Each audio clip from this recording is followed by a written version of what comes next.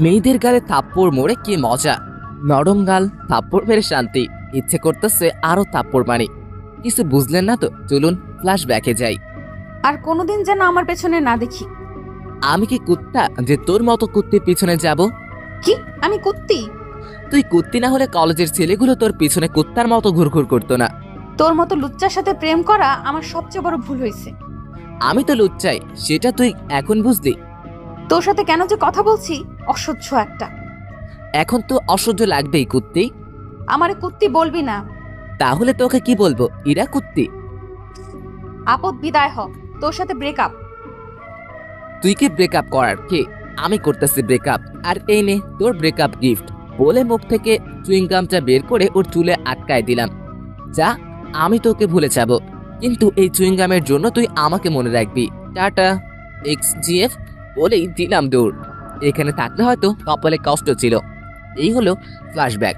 এখন বর্তমানে আসুন, আপনাদের সাথে পরিচয়টা সেরে ফেলি। আমি ইমন, ইন্টার সেকেন্ড ইয়ারে পড়ি। বাবা মার 2 মাত্র সন্তান, বর্তমানে এলাকার বাইরে আছি। আর যার থেকে পালিয়ে আসলাম উনি হলেন আমার GF, সরি XGF, ইরশাদ জাহান ইরা। আমরা সেম ইয়ারেই পড়ি। ইরাও এখানে পড়তে আসছে, গার্লস হোস্টেলে থাকে। আর আমি ম্যাসে। 1 বছর হলো ওর আর আমার রিলেশনের। 1 বছর রিলেশনে প্রায় প্রতি সপ্তাহে একবার ঝগড়া হবে, আর বাকি দিনগুলো রাগ করে চলে যেত। আমি ইরাকে প্রথম প্রপোজ করেছিলাম। কিছুদিন ঘোরাঘুরির পর রাজি হয়েছিল। ভেবেছিলাম এবার হয়তো লাইফটা মজায় কাটবে, কিন্তু এই মেয়ে যে প্যারা দেওয়া শুরু করছিল, কিছু হইলেই গাইল মায়ের সব একসাথে। আজ আমিও সবগুলো শোধ তুলে নিলাম। সুদে আসলে নরম গালগুলোয় থাপ্পড় মেরেছে কি মজা। ইচ্ছে করতেছে গিয়ে আরো 2-1টা মেরে আসি, কিন্তু বেশি জিনিস ভালো না, তাই আর যাব না। বন্ধুদের কাছে আসলাম, তখন সিয়াম বলল, কিরে হাঁপাচ্ছিস কেন? মামা ইরার সাথে ব্রেকআপ করে আসলাম। তাহলে থাম, আমি গিয়ে প্রপোজটা করে আসি। যা, ওকে আমি থাপ্পড় মেরে আসলাম, আমার রাগটা ও তোর উপর দিয়ে দিবে। তাহলে থাক, চল মেসে যাই। চল। ম্যাচে এসে বিছানায় শরীরটা ছড়িয়ে দিলাম। তখনই ফোনটা বেজে উঠল। হ্যালো, কে? নাম্বারটা দেখো। ভাইয়ার নাম্বার। ভাইয়া বলো। একটা ঘটনা ঘটেছে। কে মরলো আবার? আরে ধুর, ফাজলামি করিস না। কি হয়েছে সেটা বলো। আমি যখন কুমিল্লায় থাকতাম তখন একটা মেয়ে আমার সাথে কাজ করতো। মেয়েটা অনেক সুন্দরী। ভালো তো। আমি মেয়েটাকে ভালোবাসি। ভালো তো, তারপর? মেয়েটাও আমাকে খুব ভালোবাসে। ভালো তো, তারপর? আমি ওকে বিয়ে করতে চাই। ভালো তো, তারপর? তুই আব্বা আম্মুকে বল না। তারপর? শুধু তারপর তারপর করছিস কেন? কি করবো সেটা বল। তাতে আমি কি পাবো? কি চাস? বাইক। ওকে, কিন্তু আগে কাজ। ওকে, তুই আম্মুকে গিয়ে বল। তুই আয় না। টিসির জন্য অ্যাপ্লাই করছিলাম না, ওটার জন্য থাকতে হবে। ও আচ্ছা, তারপর? আমি আব্বু আম্মুকে ফোন করে পুরো পাম দিতাছি। তুই আমার ভাই, তুই ছাড়া আমার কে আছে বল। হইছে, মনেও পাম দিও না, আমার কথাটা যেন মনে থাকে। থাকবে। শুন, ফোনে লোড দিয়ে দে, আম্মুকে ফোন দিতে হবে। 2 মিনিট দাঁড়া। ফোনটা কেটে দিলাম। কিছুক্ষণ পর ভাইয়া 100 টাকা লোড দিয়ে দিল। আম্মুকে ফোন দিলাম। কেমন আছো আম্মু? ভালো বাবা, তুই? ভালো, কিছু কথা ছিল। ফোনে টাকা নেই, কলটা ব্যাক করো তো। ফোনটা কেটে দিলাম। একটু পর আম্মু ফোন দিল। হ্যাঁ, কি বলবি বল। আসলে আম্মু, ভাইয়া না একটা মেয়েকে খুব ভালোবাসে, ওকে বিয়ে করতে চায়, কিন্তু ভয়েতে বলতে পারছে না। আম্মু, মেয়েটা না অনেক ভালো, দেখতে অনেক সুন্দরী, পরীর মতো দেখতে। তুমি না করো না আম্মু, আর আব্বুকে রাজি করাও, প্লিজ প্লিজ প্লিজ। আচ্ছা, আমি ফাহাদের সাথে কথা বলতেছি, আর তোর আব্বুকেও বলতেছি। ওকে আমার সুইট মা, তুমি দুনিয়ার বেস্ট মা। হইছে, আসবি কোন দিন? টিসি দিলেই আমি চলে যাব। আচ্ছা, ভালোভাবে থাকিস। ফোনটা রেখে দিয়ে ঘুমিয়ে পড়লাম। বিকেলে ঘুম থেকে উঠলাম। বিকেলে সিয়ামকে নিয়ে বাইরে ঘুরতে বের হলাম। ঘোরাঘুরি করে ম্যাচে আসলাম। রাতে ভাইয়ার ফোন। হ্যালো, কি করিস? পাম দিস না, আম্মু ফোন দিছিল। দিছিল। কি বললো? প্রিয়ার বাসার নাম্বার নিল আর বিয়ের ডেট ঠিক করলো। তোর তো ঈদ লেগে গেল তাহলে। ধর বেটা, বিয়ে কোন দিন? আগামী শনিবার। তুই আসবি না? না, পরের রবিবার আমার টিসি দিবে, ওটা নিয়ে যাব। আমার বিয়ে আর তুই আসবি না? মন খারাপ করিস না ভাইয়া, আমি যাব এখন। তাহলে আমি ডেট পিছিয়ে দিই। না, পিছানোর দরকার নাই, আমি বিয়ের কয়েকদিন পরেই যাব। ফোনটা কেটে দিলাম। ভাইয়া আমি অনেক ফ্রি বন্ধুর মতো রাতে খেয়ে দিলাম ঘুম। পরে আর কলেজে গেলাম না। এরই মধ্যে ভাইয়ার বিয়ে হয়ে গেল। ভাবির সাথে এই কয়েকদিনে অনেক কথা হয়েছে, ভাইয়ার সাথেও অনেক কথা হয়েছে। ইরার কথা অনেক মনে পড়েছে, ওর পাগলামিগুলো মিস করতাম, কিন্তু কিছু করার নেই। ব্রেকআপ তো ও করেছে। আজ টিসি দেওয়ার কথা। কলেজে গেলাম, কলেজে গিয়ে দেখি ইরার বান্ধবী টিশার সাথে দেখা। কেমন আছো? ভালো, তুমি? ভালো। হেতে কোথায়? বাসায় গেছে, ওর বোনের বিয়ে। ভালো থাকো। একেবারে চলে যাচ্ছি। ও আচ্ছা, ভালোভাবে যেও। টিসি নিয়ে সিয়ামের সাথে ম্যাচে আসলাম। আমি আর সিয়াম দুজনেই টিসি নিচ্ছি, কারণ আমরা ছোট থেকে একে অপরের সাথে থাকি। আমার এই জায়গায় চয়েসে আসে দেখি সিয়ামও আমার সাথে ভর্তি হয়। এখন দুইজনেই ট্রান্সফার নিলাম। নিজ শহরে যাব, বাঘের মতো চলাফেরা করব। পরের দিন ব্যাগ নিয়ে বেরিয়ে পড়লাম। বাসে উঠলাম, কিছুক্ষণ পর বাস ছেড়ে দিল। 6 ঘন্টা যাত্রা করে বিকেলের দিকে বাসায় আসলাম। বাসায় এসে কলিং বেল টিপ দিলাম। কিছুক্ষণ পর একজন মেয়ে এসে দরজা খুলে দিল। এটা নিশ্চয়ই আমার ভাবিজান। ভাই তো কেমন আছো? জড়িয়ে ধরে। ভালো, ভেতরে আসো। আগে বলো ভাইয়া কই? রুমে আছে। ভাইয়ার রুমে গেলাম। ভাইয়া ঘুমাচ্ছে। ভাইয়া, আয় ভাইয়া। আরে তুই কখন এলি? এখনই। বাইক কই আমার? পরে কথা হবে, এখন ঘুমাতে দে। ও, কাজের সময় কাজে, কাজ ফুরালে পাজি। ভাবি তুমি কিছু বলো না। কি হয়েছে? আমি কিছুই তো বুঝলাম না। ভাবিকে সব কথা বললাম। তাহলে তুমি দেখো ভাইয়া কি আমার সাথে অন্যায় করতেছে না। ঠিকই তো, কাল তোমার বাইক কিনে দিবে। তুমি যাও, গিয়ে ফ্রেশ হয়ে নাও। ঠিক আছে ভাবি, তুমি না অনেক কিউট আর ভালো, একদম আমার মায়ের মতো। হয়েছে, আর পাম দিতে হবে না, যাও ফ্রেশ হয়ে নাও। আম্মুর সাথে কথা বলে আসি। আম্মুর কাছে গেলাম। আম্মু রান্নাঘরে রান্না করতেছে। পিছন থেকে জড়িয়ে ধরলাম। কেমন আছো মা? আরে তুই কখন আসলি? একবারও ফোন করলি না যে। এত প্রশ্ন, আমি যেটা প্রশ্ন করছি উত্তর দাও। তুই এসে গেছিস, এখন ভালো থাকবো। যা রুমে গিয়ে ফ্রেশ হয়ে নে। রুমে গেলাম, ফ্রেশ হয়ে একটা ঘুম দিলাম। একেবারে রাতে উঠলাম, উঠে ফোন টিপতে লাগলাম। একটু পর আম্মু খেতে ডাকলো। গিয়ে দেখি সবাই বসে আছে, সবার সাথে অনেক গল্প করলাম। খেয়ে সে কানে ইয়ারফোন লাগিয়ে গান শুনতে লাগলাম। রাতে ঘুমানোর আগে আমার গান না শুনলে আমার ঘুম আসে না। গান শুনতে শুনতে কখন যে ঘুমিয়ে পড়ছি। সকালে ভাবির ডাকে ঘুম ভাঙলো। ইমন, ওঠো। ভাবি, আর একটু ঘুমাই না। ঘুমাও তাহলে, আর বাইক কিনতে যেতে হবে না। বাইক?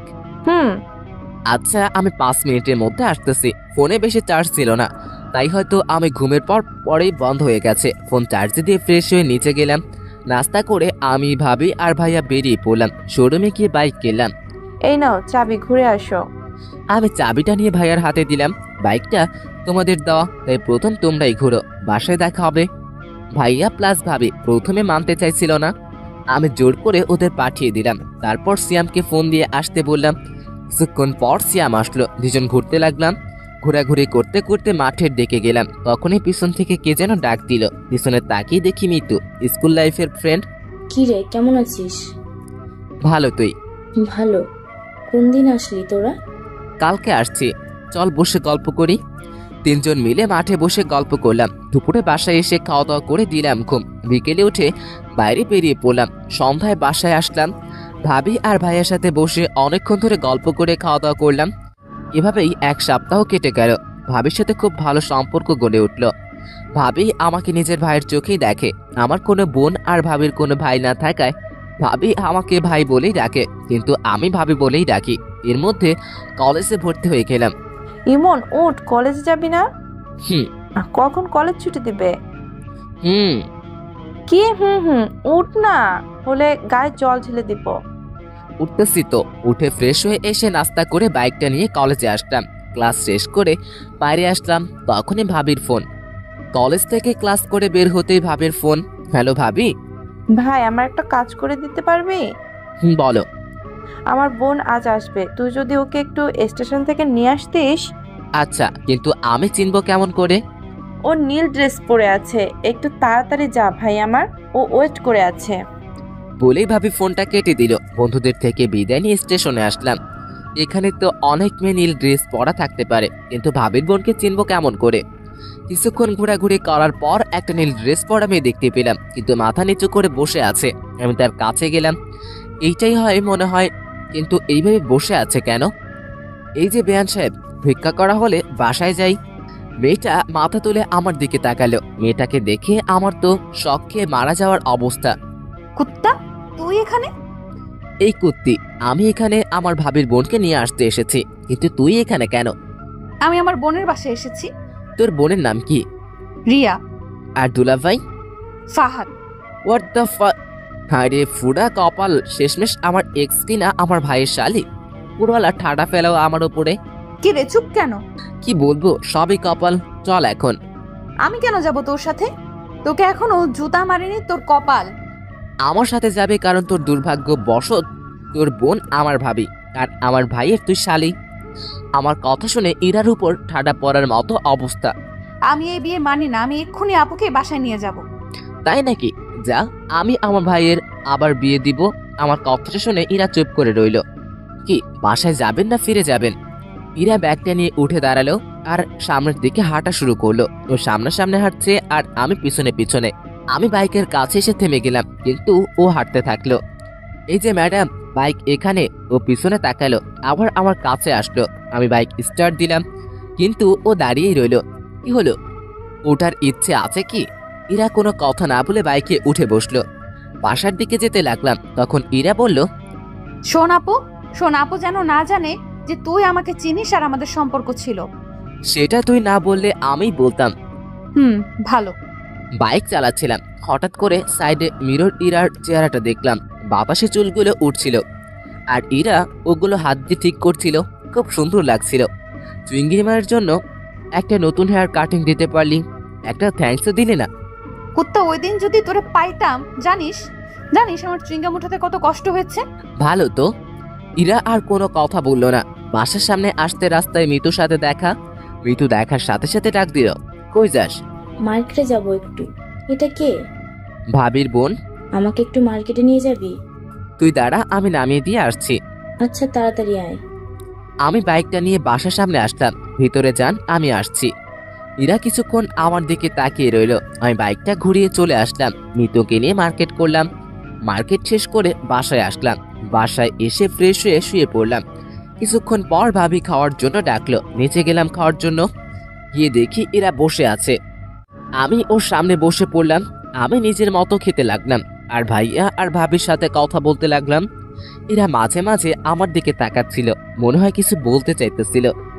আমি খাওয়া শেষ করে উপরে আসতে যাব, তখনই ভাবি ডাক দিল, ইমন, এরাকে একটু ঘুরিয়ে নিয়ে আসিস প্লিজ। আমি আজ পারবো না, বাসায় অনেক কাজ আছে। আচ্ছা ভাবি, ওনাকে রেডি থাকতে বলিও।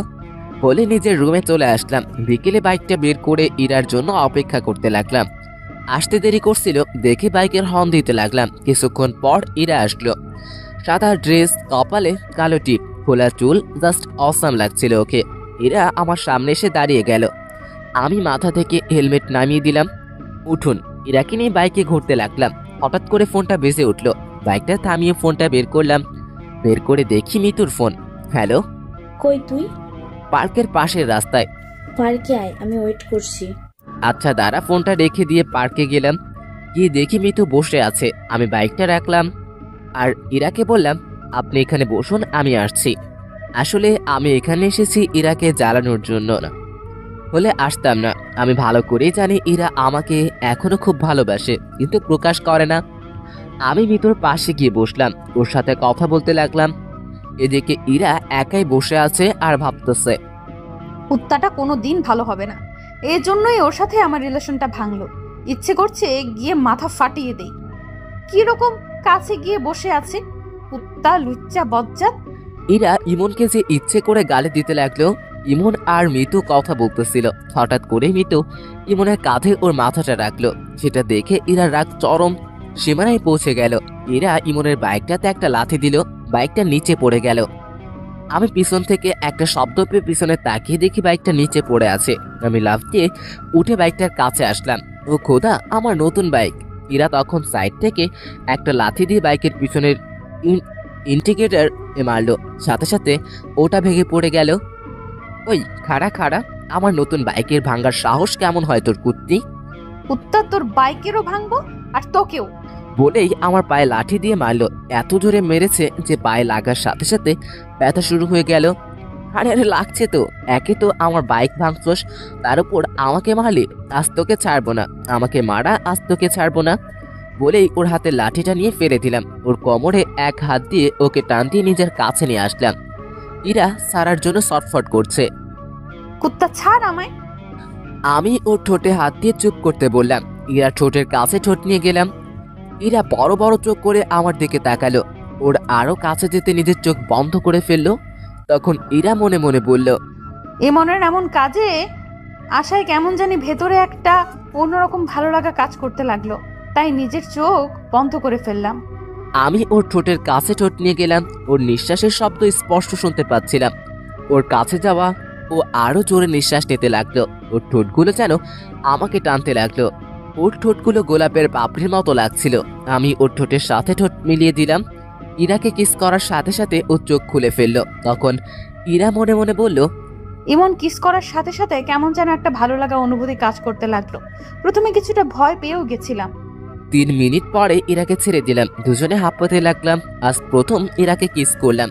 কুত্তা, তুই আমাকে কিস করলি কেন? তুই আমার বাইক ভাঙতে চাইছিলি কেন?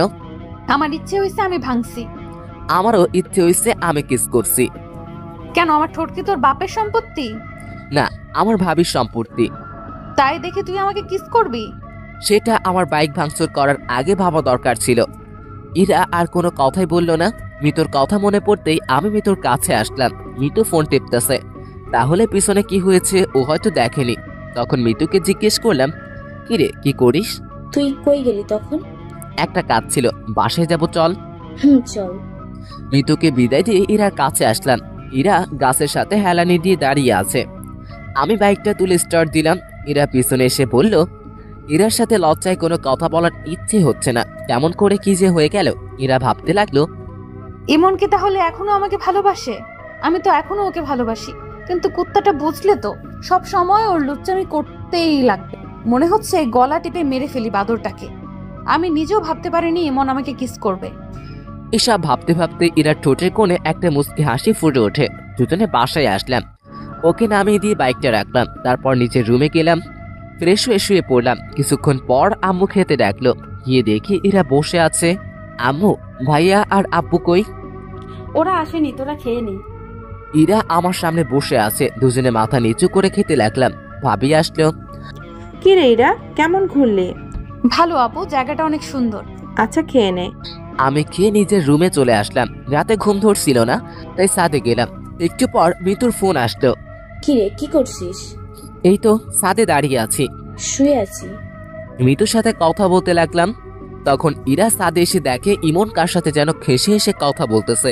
ইরা রাগ উঠে যায়, কারণ সে তো এখনো ইমনকে নিজের চেয়েও ভালোবাসে। তখন ইরা মনে মনে বলল, কুত্তাটা কোনোদিনও ভালো হবে না। নিশ্চয়ই বদমাস মেয়েটার সাথে কথা বলছে। আজ ওর একদিন কি আমার একদিন। হঠাৎ করে আমি সামনে তাকিয়ে দেখি ইরা। মিতু ফোনটা রাখ, আমি পরে ফোন দিচ্ছি।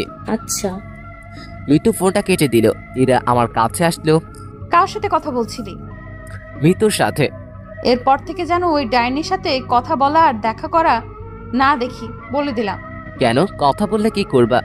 কি করব দেখাচ্ছি, দাঁড়া। ইরা আমার কাছ থেকে ফোনটা নিয়ে নিল আর বলল, ফোন পাবি না, যখন দরকার হবে আমার কাছে বলবি, আমি দিব। না, ফোন ছাড়া আমার ঘুম আসে না, ফোন লাগবেই আমার। বলছি না পাবি না। ইরার কাছ থেকে ফোন কেড়ে ফোনটা নিতে গেলাম। তখনই ওর চোর পকেটে ফোনটা ঢুকিয়ে দিল। এই চোর পকেটটা কি জানতে চাহিয়া লজ্জা দিবেন না? এইবার নিয়ে দেখা। মনটা খুব হতাশ হয়ে গেল। আমি নিচে যেতে লাগলাম। তখন ইরা আমার হাতটা টেনে ধরলো আর ঠোঁটের সাথে ঠোঁট লাগিয়ে দিল। আর ভাবতে লাগলো, হঠাৎ আমার কি যে হলো। এমনকে কাছে টেনে নিয়ে ওর ঠোঁটের সাথে ঠোঁট লাগিয়ে দিলাম। ওকে কিস করার সময় ওর শরীরে এক অদ্ভুত ঘ্রাণ আমাকে ওর আরো কাছে টানতে লাগলো। 5 মিনিট পর ওকে ছেড়ে দিলাম। ইরা এইভাবে কিস করবে ভাবতেও পারেনি। তখন ইরা বলল, আই লাভ ইউ।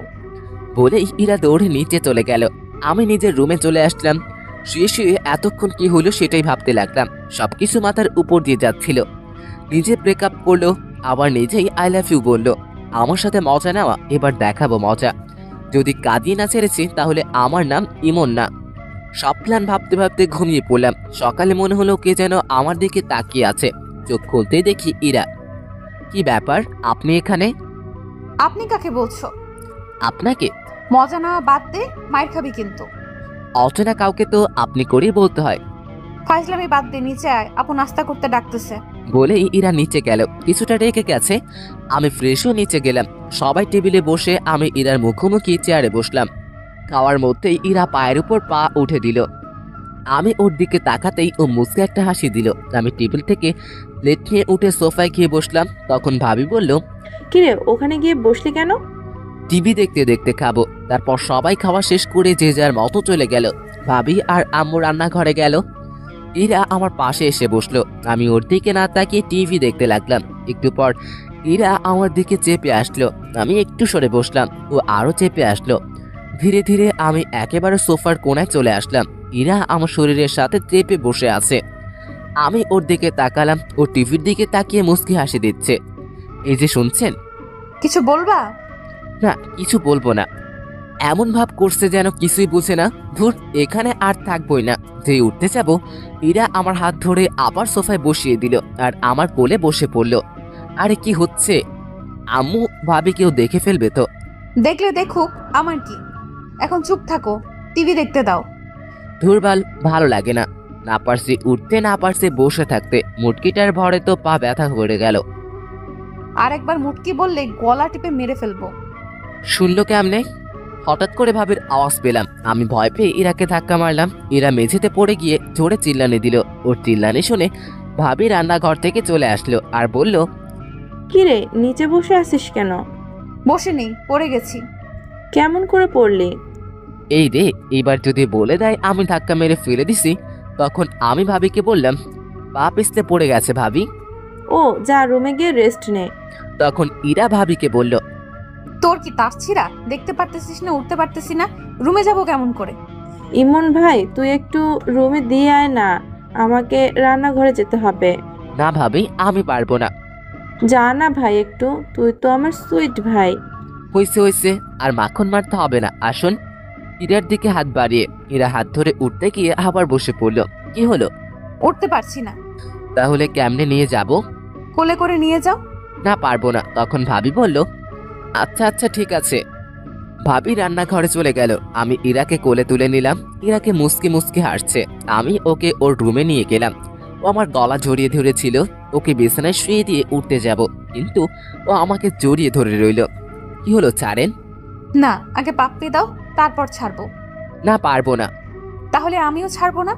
আমি ইরাকে নিজের থেকে জোর করে ছাড়িয়ে চলে আসতে যাব, তখন ও হাতটা টান দিয়ে দিল। আমি ওর উপর পড়ে গেলাম। ইরা নিচে, আমি ওর উপরে। ইরা আমাকে জড়িয়ে ধরলো। মেয়েদের শরীরে এত নরম আগে জানতাম না। দয়া করে কেউ খারাপ ভাবে নেবেন না প্লিজ। আমি ইরার শরীরের সাথে মনে হয় মিশে গেছি। কি করছেন? সারেন, কেউ এসে যাবে তো। আগে পাপ্পি। পারবো না। আচ্ছা, আমি নিজে নিয়ে নিচ্ছি। যে ইরা আমার ঠোঁটের কাছে ঠোঁট নিয়ে আসতে লাগলো। ভাবি তুমি এখানে? কথাটা শুনে ইরা আমাকে ছেড়ে দরজার দিকে তাকালো। এই সুযোগে আমি পালিয়ে এলাম। কুত্তা, আমাকে টুপি পরানো, পরে দেখে নিব। আমি ওখান থেকে চলে আসলাম। নিজের রুমে এসে ফোন টিপতে লাগলাম। বিকেলে মিতুর ফোন আসলো। কই আছিস? বাসায়। দেখা করতে পারবি? কোথায়? বড় মাঠে আয়। আচ্ছা একটু দাঁড়া, আমি যাচ্ছি। বাসা থেকে বাইকটা নিয়ে বেরিয়ে পড়লাম। ইরার সাথে দেখা হয়নি, চুপচাপ চলে আসলাম। দেখতে পেলে কি যে করতো। মিতুর কাছে আসলাম। মিতুর সাথে অনেকক্ষণ গল্প করলাম। সন্ধ্যার দিকে হঠাৎ ফোনটা বেজে উঠলো। বের করে দেখি ভাবির ফোন। হ্যালো। কই তুই? আমি তো মার্কেটে আসলাম একটু। বাসায় আয় তাড়াতাড়ি। আচ্ছা। মিতুকে ওর বাসায় নামিয়ে দিয়ে বাসায় আসলাম। ফ্রেশ হয়ে ভাবির রুমে গেলাম। গিয়ে দেখি ইরা আর ভাবি গল্প করতেছে আর চা খাচ্ছে। তখন আমি ভাবিকে বললাম, ভাবি ফোন দিলে যে? সে কখন বের হয়েছিস না বলে তাই ফোন দিলাম। বস, তোর জন্য চা নিয়ে আসি। ভাবি চা আনতে গেল। আমি সোফায় বসে ফোনটা বের করে টিপতে লাগলাম। ইরা আমার সামনে এসে ফোনটা কেড়ে নিয়ে বিছানায় ছুঁড়ে মারলো আর রাগী গলায় বলল, কই ছিলি? মিতুর সাথে দেখা করতে গিয়েছিলাম, তো ফোন দিছিল, ওকে জ্বালানোর জন্য বললাম। তুই ওই ডাইনির কাছে গেছিস কেন? আমার ফ্রেন্ডের সাথে আমি দেখা করতে যাব, এটা স্বাভাবিক ব্যাপার। না, দেখা করতে যাবি না, ওই মেয়ের নজর ভালো না। 2 দিন দেখেই বুঝে গেলেন ওর নজর খারাপ? ও তোর দিকে কেমন করে তাকায়। তুই ওর সাথে কথা বলবি না, এমনকি কোনো মেয়ের সাথে কথা বলবি না। কেন? আমি কোন মেয়ের সাথে কথা বললে দোষ আর আপনি ছেলের সাথে কথা বললে কিছু না? আমার কথাটা শুনে ইরা চুপ হয়ে গেল। আসলে আমার ইরার ব্রেকআপ এই কারণেই হয়, ওর একটা ফ্রেন্ড ওকে লাইক করতো, আর আমি ওকে বলেছিলাম যাতে ওর সাথে কথা না বলে, কিন্তু ও শোনে নেই। উল্টো আমি কোনো মেয়ের সাথে কথা বললে সে রাগ দেখাতো। এরই মধ্যে ভাবি চলে আসলো। ভাবি আসতেই ইরা নিজের জায়গায় কি বসলো। এনে চা। দাও। ভাবির সাথে অনেক গল্প করলাম। রাতে খাবার টেবিলে ইরা আমার দিকে মাঝে মাঝে তাকাচ্ছিল, কিন্তু কিছুই বলছিল না। রাতে খেয়ে ঘুমিয়ে পড়লাম। কাল থেকে কলেজ যেতে হবে। সকালে ইরার ডাকে ঘুম ভেঙে গেল। কি হলো? কলেজে যাবা না, উঠো। আমি কিছু না বলে উঠে ফ্রেশ হতে গেলাম। ফ্রেশে বেরিয়ে দেখি ইরা নাস্তা হাতে নিয়ে দাঁড়িয়ে আছে। টেবিলে নাস্তার প্লেটটা নিয়ে আমার কাছে আসলো। আপনি নাস্তা করেছেন? না, সকালে মিষ্টি নাস্তা করব দেখে নাস্তা করিনি। মানে? দাঁড়াও, দেখাচ্ছি। ইরা আমার কাছে আসলো, হালকা করে ঠোঁটে একটা কিস করলো। এই হলো আমার মিষ্টি নাস্তা। তাড়াতাড়ি নাস্তা করে রেডি হয়ে নিচে আসো। বলেই ইরা চলে গেল। আমি এখনো থ হয়ে দাঁড়িয়ে আছি। এই মেয়ের মতিগতি বোঝা আমার পক্ষে সম্ভব না। নাস্তা করে রেডি হয়ে ব্যাগটা নিলাম। নিচে আসতেই আম্মির ডাক পড়লো। আম্মু বলো। এই নে, 1000 টাকা হাতে ধরিয়ে দিয়ে আমার কাছে তো টাকা আছে। লাগবে রেখে দে। আর ইরাকে সাথে নিয়ে যা, ওকে একটু তোদের কলেজটা ঘুরিয়ে দেখাস। ও বাসায় একা একা কি করবে? তোর সাথে গেলে মনটা একটু ভালো থাকবে। আচ্ছা, রেডি হতে বলো। আমি রেডি। পিছন থেকে ইরা বলল ও তার মানে আগে থেকেই ঠিক করা সবকিছু, তাই বলি হঠাৎ এত টাকা দিচ্ছে, সেটা আবার আম্মু, ভাবা যায়? হইছে যা এখন। ইরার দিকে তাকালাম। নীল ড্রেস, খোলা চুল, জাস্ট রূপকথার রাজকন্যা। আমি বাইকটা বের করে আনলাম। ইরা বাইরে দাঁড়িয়ে আছে। আমি ইরার সামনে গেলাম। তখন ইরা আমাকে বলল, কেমন লাগছে আমাকে? আপনি কি ফ্যাশন শোয়ে যাচ্ছেন, না ছেড়ে পটাবেন যে এত সাজগোজ? ইরার মুখ কালো হয়ে গেল। ইরাকে এইভাবে দেখলে কলেজের যে কোনো ছেলে ক্রাশ খাবে। তোমার যখন ভালো লাগছে না তাহলে চেঞ্জ করে আসি। থাক, লাগবে না, উঠো। ইরা উঠে বসে আমাকে শক্ত করে জড়িয়ে ধরলো। ইরাকে নিয়ে কলেজে আসলাম। বাইকটা পার্ক করে সিয়ামের কাছে আসলাম। সিয়াম ওর মামার বাসায় ছিল। তখন সিয়াম বলল, কিরে এরা এখানে? সিয়ামকে সব বললাম। ভাই তোর ভাগ্য বলতে হবে। কিন্তু ওকে আগে একটু ভালো মতো মজা দিতে হবে, আমাকে নিয়ে ফাইজলামি। তারপর দুজনে ইরার কাছে আসলাম। সিয়াম আর ইরা কথা বলল। আমি ইরাকে বললাম, আচ্ছা এখানে থাকুন, আমরা ক্লাস করে আসছি। তখন ইরা বলল, আমি কি করব এখানে? চত্বরে বসে থাকুন। আমি একা বসে থাকবো? থাকুন, আমি ক্লাস করে চলে আসব। আমি আর সিয়াম ক্লাসের দিকে যেতে লাগলাম। পিছনে ফিরে দেখি ইরা বসে আছে, আর কিছু ছেলে ওর দিকে যাচ্ছে, হয়তো কথা বলবে। ছেলেগুলো ইরার কাছে গিয়ে কি যেন কথা বলতেছিল। আমি আর সিয়াম ক্লাসে না গিয়ে ওদের কাছে গেলাম আর বললাম, কি হয়েছে ভাইয়া? আর ইমন ভাই তুমি এখানে? কি হয়েছে? আসলে ভাই আমার ফ্রেন্ড এই আপুকে অনেক পছন্দ হয়েছে, তাই কথা বলতে আইছিলাম। ওটা তোদের ভাবি হয়। ভাই আগে বলবা তো, ভুল হয়ে গেছে, আর হবে না। আপু মাফ করে দিন প্লিজ। ছেলেগুলো চলে গেল। তখন সিয়াম আমাকে বলল, তোকে আজ ক্লাস করতে হবে না, তুই ওকে নিয়ে ঘুরে আয়। বাইকটা নিয়ে আসি। বাইকটা নিয়ে ইরার সামনে আসলাম। ইরা উঠে শক্ত করে জড়িয়ে ধরলো। সবাই আমার দিকে তাকিয়ে আছে। ভাবছি রোমান্স বাইরে গিয়ে কইরেন, এটা ক্যাম্পাস। বলে সিয়াম দৌড়ে চলে গেল। আমি বাইকটা জোরে টান দিলাম। বাইক আর মেয়ে, পার্টটা দেখতেই হবে। সারাদিন ইরাকে নিয়ে বাইকে ঘুরলাম। ইরা সারাদিন অনেক বকবক করেছে। বিকেলের দিকে বাসায় আসলাম। এসে ফ্রেশ হয়ে ঘুম দিলাম। সন্ধ্যায় ঘুম থেকে উঠে পুরো অবাক হয়ে গেলাম। ইরা আমাকে জড়িয়ে ধরে শুয়ে আছে, কিন্তু ও এখানে কখন এলো? আমি ইরার দিকে তাকিয়ে দেখতে লাগলাম। ফ্যানের বাতাসে চুলগুলো উঠছে, মুখটা খুব মায়াবী লাগছে। হঠাৎ করে ইরার ঘুম ভেঙে গেল। কি ব্যাপার, তুমি এখানে কখন আসলা? আসলে আপু তোমাকে ডাক দিতে বলছিল, কিন্তু এসে দেখে তুমি ঘুমাচ্ছ, আমারও ঘুম পাচ্ছিল, তাই এখানে ঘুমিয়ে পড়ি। কি, যদি ভাবি এসে দেখে ফেলতো তাহলে কি ভাবতো? যা ভাবার তাই ভাবতো। এখন উঠে ফ্রেশ হয়ে নিচে আসো। আমার কপালে একটা পাপ্পি দিয়ে ইরা চলে গেল। মেয়েটার মায়ের আরো পড়ে যাচ্ছি। কি যে করি, ওকে কষ্ট দিতে পারছি না। আমি যে ওকে ভালোবাসি, তাহলে কষ্ট কেমন করে দেই? আর ওর থেকে দূরে থাকতেও পারবো না। কালকেই ওকে সব বলবো। উঠে ফ্রেশ হয়ে নিচে গেলাম। ভাবি আর ইরা আর আম্মু বসে কি যেন বলা বলি করছে। আমি যেতেই চুপ হয়ে গেল। তখন আম্মু বলল, ঘুম হলো? তারপর ভাবি বলল, খুব ভালো ঘুম হয়েছে তাই না? কি বলছো কিছুই বুঝতেছি না। থাক, আর বোঝা লাগবে না। আপনাকে আর কিছু বোঝাতে হবে না, বস এখন। আমি গিয়ে ভাবির পাশে বসলাম। তখন আম্মু বলল, তোরা গল্প কর, আমি রান্নাঘরে যাই। আম্মু রান্নাঘরে চলে গেল। তখন ভাবি বলল, আমিও যাই আম্মুকে সাহায্য করে। ভাবিও চলে গেল। আমি বসে ফোন টিপতেছি আর টিভি দেখতেছি। হঠাৎ ইরা এসে আমার কোলে শুয়ে পড়লো আর টিভি দেখতে লাগলো। আরে কি করছো? ভাবি এসে যাবে তো। আসলে আসুক, আমার কি। ইরা টিভি দেখতে লাগলো আর আমি রান্নাঘরের দিকে তাকিয়ে রইলাম। ভাবি আসছে কিনা ইরার দিকে তাকালাম। ইরা টিভি দেখতে ব্যস্ত। ইচ্ছে করছে ইরার মাথায় হাত বুলিয়ে দিই, কিন্তু কেন জানি সাহস হচ্ছিল না। তাই চুপচাপ বসে রইলাম। একটু পর ইরাকে ভাবি রান্নাঘর থেকে ডাক দিল। ইরা উঠে রান্নাঘরে চলে গেল। একটু পর এক কাপ চা হাতে নিয়ে আসলো, এনে আমাকে দিল আর পাশে বসে পড়লো। অর্ধেকটা চা খেতেই ইরা কাপটা নিয়ে বাকিটা চা খেতে লাগলো। আমি ওর দিকে তাকিয়ে রইলাম। তখন ইরা বলল, কি হলো, এভাবে তাকিয়ে আছো কেন? না এমনি। পদ্রাত কোথাকার চায়ের কাপটা নিয়ে নিল। রাতে খাবার খেয়ে রুমে আসলাম। এসে গান শুনতে শুনতে ঘুমিয়ে পড়লাম। সকালে ঘুম থেকে উঠে ফ্রেশ হয়ে নিচে গেলাম। ইরা নাস্তার টেবিলে বসে আছে, আমিও বসে পড়লাম। খাওয়ার সময় ইরা পায়ে গোতা দিতে লাগলো। একসময় পা সরিয়ে নিলাম। ইরার পা চেয়ারের সাথে লাগলো, তাই হয়তো ওর মুখ কালো হয়ে গেল। আমি নাস্তা করে কলেজে আসলাম। আজ ইরা কলেজে আসেনি, কারণ ওর ভাবির সাথে মার্কেটে যাওয়ার কথা ছিল। কলেজে ক্লাস করে বের হচ্ছি, তখনই মৃত্যু আসলো। কালকে ওই মেয়েটার সাথে তো খুব ঘুরলি। কেন, কি হয়েছে? না, তোকে একটা কথা বলার ছিল। কি কথা বল। এখানে না, বিকেলে পার্কে আয়। আচ্ছা চল, তোকে নামিয়ে দিই। মিতুকে বাসায় নামিয়ে দিয়ে বাসায় আসলাম। তখন আম্মু বলল, কই ছিলি? কলেজে। কই আবার থাকবো?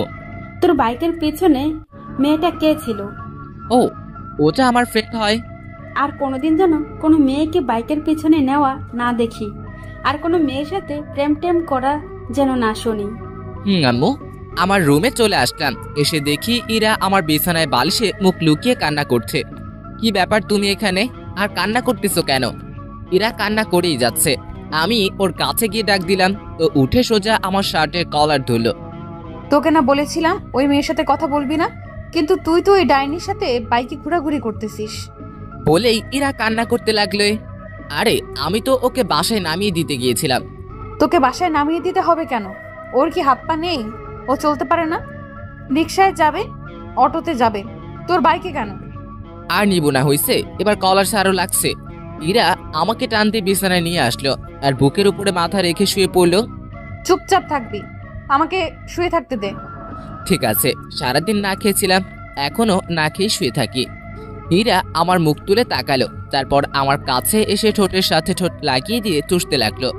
পুরো 5 মিনিট পর ছেড়ে দিল। দুজনেই হাঁপাতে লাগলাম। এইবার হয়েছে, এখন চুপচাপ শুয়ে থাকবি। ইরা আমার বুকে শুয়ে পড়লো। এক সময় ইরা ঘুমিয়ে পড়লো। আমি ওকে রেখে ফ্রেশ হয়ে নিচে এসে খাওয়া দাওয়া করলাম।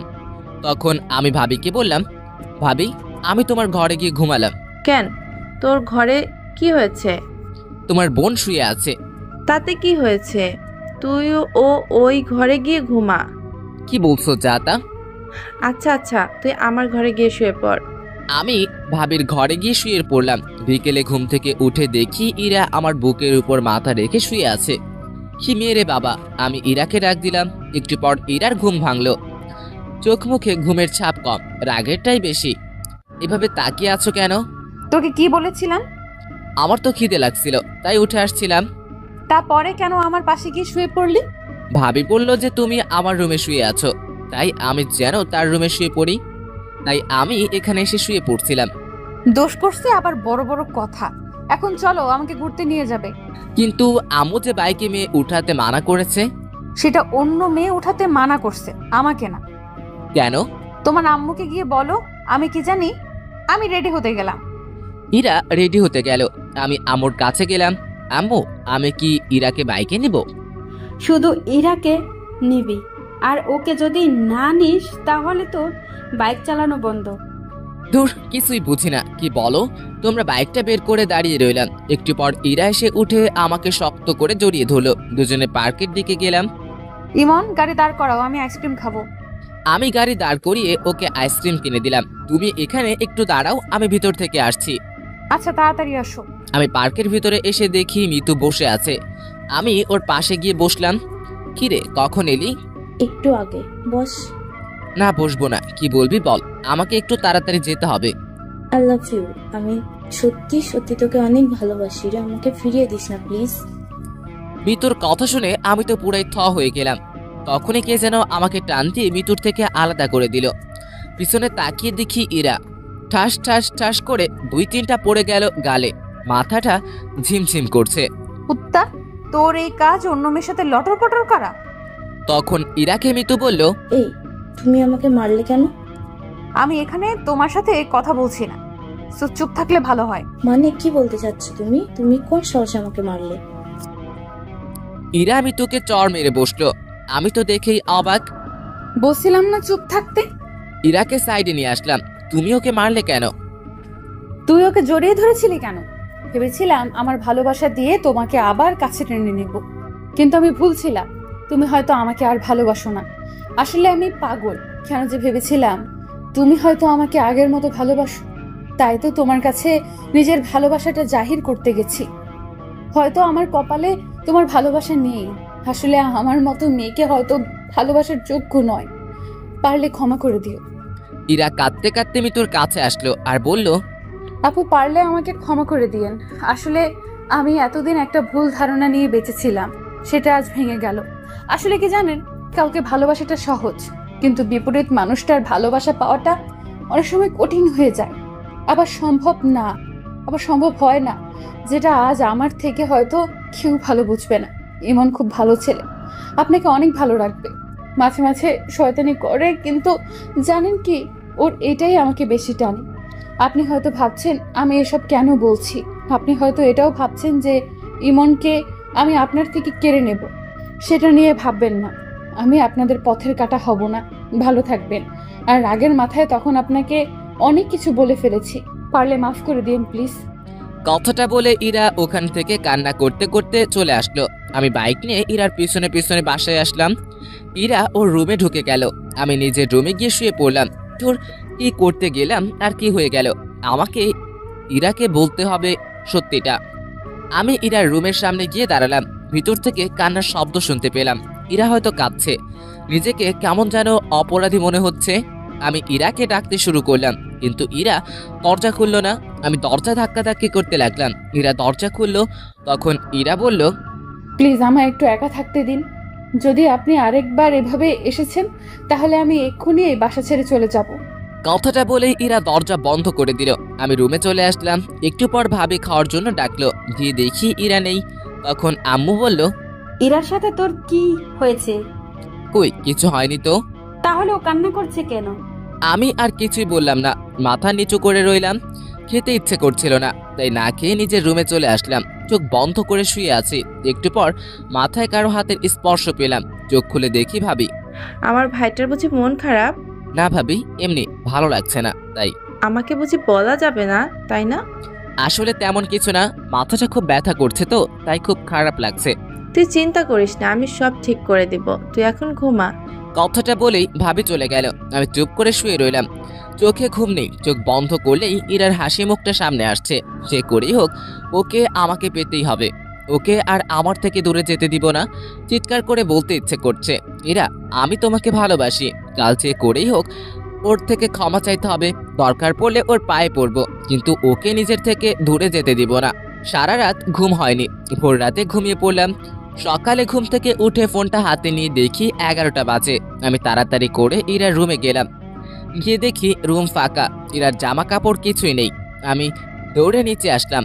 ভাবি, ভাবি, এই ভাবি। কি হয়েছে? ইরা কই? ও আজ সকালে চলে গেছে। অনেক আটকানোর চেষ্টা করেছি কিন্তু পারিনি। কয়টার ট্রেন? 10:30-এ। আমি তাড়াতাড়ি করে বাইকটা বের করে স্টেশনের দিকে বেরিয়ে পড়লাম। সাবধানে যাস। স্টেশনে গিয়ে দেখি ট্রেন চলে গেছে। সাইড বেঞ্চে বসে পড়লাম। চোখের কোণ দিয়ে এক ফোঁটা জল মাটিতে পড়লো। নীরবে বসে কাঁদতে লাগলাম। আজ আমার ভুলের জন্যই ইরা আমার থেকে দূরে চলে গেল। একটু পর ভাবির ফোন আসলো। হ্যালো ভাবি। কি হয়েছে তোর? তোর কণ্ঠটা এমন শোনা যাচ্ছে কেন? না কিছু না, বলো কি বলবা। পেলি ওকে? না ভাবি। আচ্ছা তুই বাসায় আয়, তোর সাথে কথা আছে। আচ্ছা আমি এক্ষুনি আসছি। বাইকটা নিয়ে বাসার দিকে যেতে লাগলাম। মুখের সামনে শুধু ইরার ছবিটাই ভেসে উঠছিল। তখনই হঠাৎ করে কথা থেকে যেন একটা রিক্সা বাইকের সামনে চলে আসে। আমি কন্ট্রোল সামলাতে না পেরে বাইকটা রিক্সার সাথে লাগিয়ে দেই। চোখ খুলে দেখি মাথায় হাত আর পায়ে ব্যান্ডেজ। ভাবি সাইডে বসে আছে। ভাবি তোমরা এখানে? আর বাইকটা ঠিক আছে তো? তোর অ্যাক্সিডেন্ট করার পর একজন তোর ফোন দিয়ে আমাদের ফোন করে হাসপাতালে আসতে বলে। আজ তোর যদি কিছু হয়ে যেত তাহলে আম্মুকে মুখ দেখাতাম কেমন করে বল? কিছু হয়নি তো? কিচ্ছু হয়নি। তুই জানিস তোর মাথায় হাতে পায়ে কয়টা সেলাই পড়েছে? থাক, সেটা বলার দরকার নেই। চুপচাপ শুয়ে থাক, বিকেলে তোর বাসায় নিয়ে যাব। ভাবি বাইরে চলে গেল। বিকেলে বাসায় গেলাম। আমি স্বাভাবিকভাবেই হাঁটতে পারতেছি, কিন্তু হাতটার জন্য একটু সমস্যা হচ্ছে। রাতের বেলায় ছাদে বসে আছি। আকাশের তারার মেলা, হাজারো তারার ভিড়ে চাঁদটাকেই দেখছি। একটু পর কেউ পিঠে হাত দিল। পিছনে তাকিয়ে দেখি ভাবি দাঁড়িয়ে। ভাবি তুমি এখানে? এত রাতে এখানে মনমরা হয়ে বসে আছিস এখনো? বলবি তোর কিছু হয়নি তো? আসলে ভাবি। ঠিক আছে, যদি আমাকে আপন না ভাবিস তাহলে বলতে হবে না। ভাবি, আমি ইরাকে ভালোবাসি, আর আমরা একে অপরকে অনেকদিন ধরেই চিনি। সে আমি, আম্মু, তোর ভাইয়া আর আব্বু সবাই জানে। এরা আমাদের সব বলেছে। সেদিন কি হয়েছে সেটা বল। সেদিনের সব কথা ভাবিকে খুলে বললাম। বুঝলাম এটা শুধু একটা ভুল বোঝাবুঝি। আসলে আমার বোনটা রাগ আর অভিমানটা একটু বেশি, বুঝলি? সেটা অনেক আগেই বুঝে গিয়েছি। আচ্ছা, আমি দেখি কি করা যায়, কিন্তু এরকম মন খারাপ করে বসে থাকা চলবে না। যা রুমে গিয়ে রেস্ট নে।